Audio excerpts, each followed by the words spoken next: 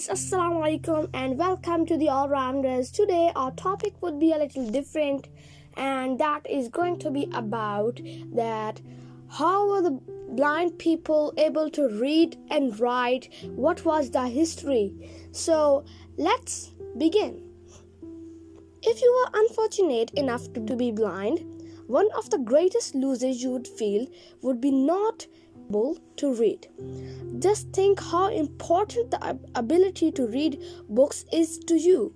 Well, people realized this a long time ago and tried to find methods for enabling blind people to read. For example, as far as back 1517, there was a system of engraving letters on blocks of wood so blind people could make them out with their fingers.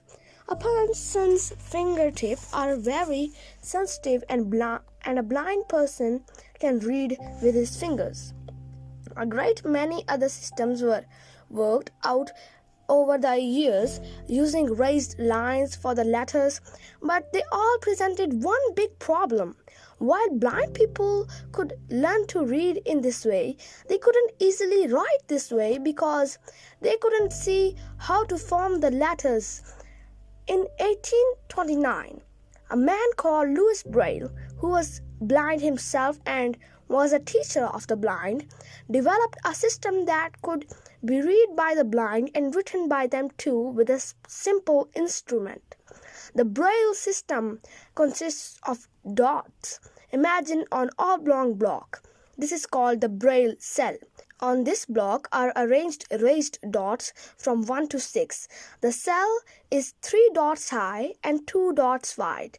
The Braille alphabet consists of different arrangements of the dots.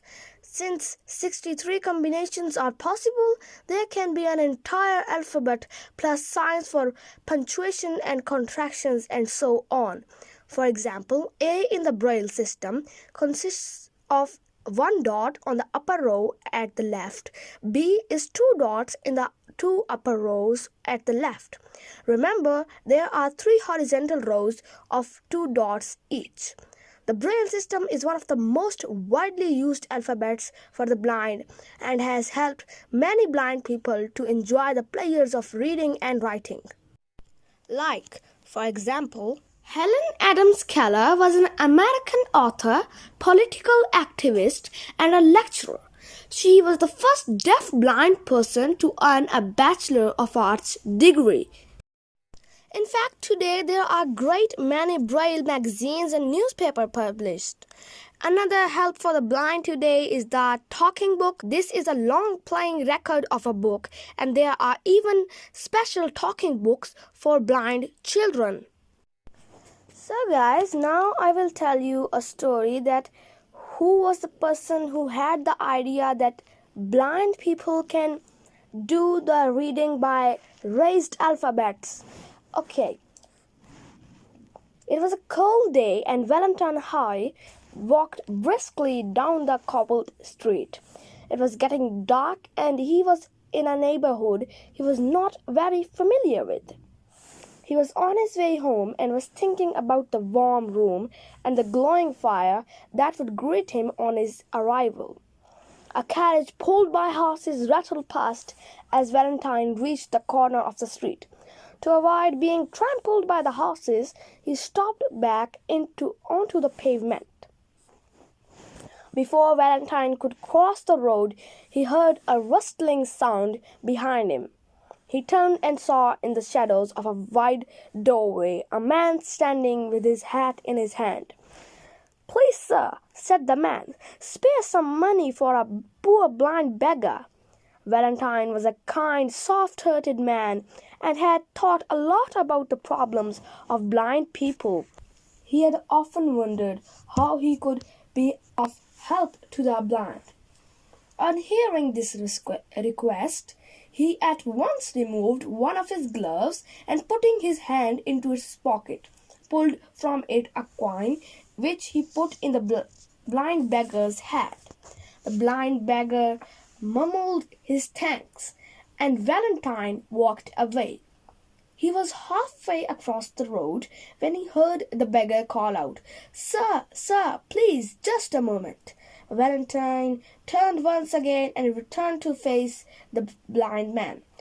"Surely, sir," said the beggar, who was an honest man, "you have made a mistake. You have given me a franc instead of a sou."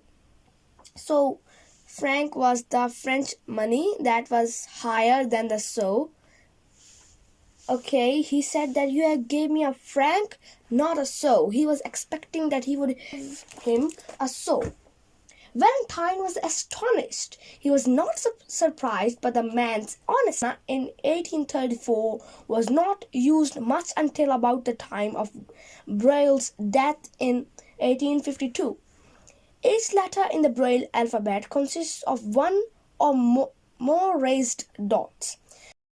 There are 6 possible positions for each dot. By placing the dots in various positions, 63 different patterns or shapes can be made. This means that there are patterns for each of the 26 letters of the alphabet. In addition to these 26 patterns, there are patterns for special words or words that are used a lot in everyday language, as and, it, for, the, and many other frequently used words have one braille symbol each. For example, the word "and" occurs very frequently in English. To make it easier, there is another his "and's" own sign.